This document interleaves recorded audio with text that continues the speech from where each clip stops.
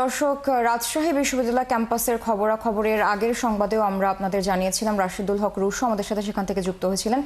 তখন নির্বাচন কমিশনের যে বৈঠক সেটি চলছিল।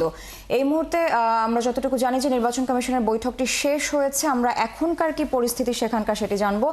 যুক্ত হচ্ছেন সহকর্মী রাশিদুল হক রুশো সেখান থেকে। রুশো, কমিশনের বৈঠক তো শেষ হয়েছে, তো ক্যাম্পাসের চিত্র এখন কেমন দেখছেন, প্রার্থীরা কি বলছেন জানাবেন আমাদের সবশেষ খবরাখবর।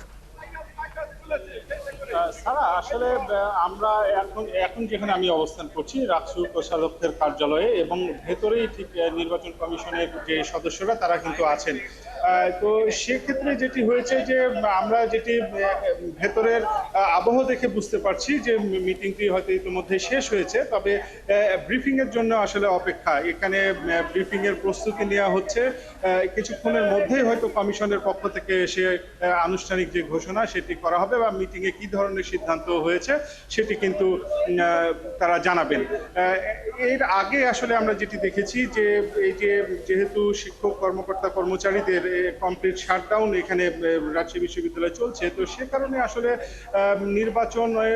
অংশগ্রহণমূলক নির্বাচন নিয়ে কিন্তু এক ধরনের শঙ্কা কিন্তু তৈরি হয়েছে।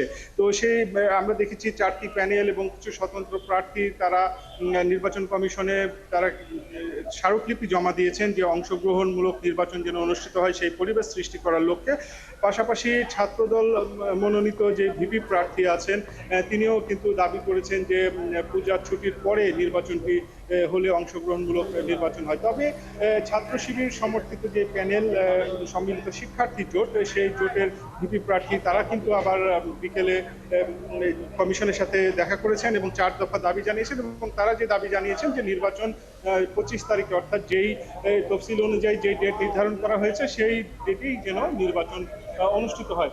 তো সব মিলিয়ে আসলে এই পরিস্থিতি। কিছুক্ষণ আগে শিক্ষকদের একটি অংশ তাদের কর্মবিরতি ক্লাস পরীক্ষা বর্জন কর্মসূচি প্রত্যাহার করেছে, এবং আমরা খবর পাচ্ছি কর্মকর্তা কর্মচারীদেরও একটি অংশ কিছুক্ষণের মধ্যে তাদের যে কমপ্লিট শাটডাউন কর্মসূচি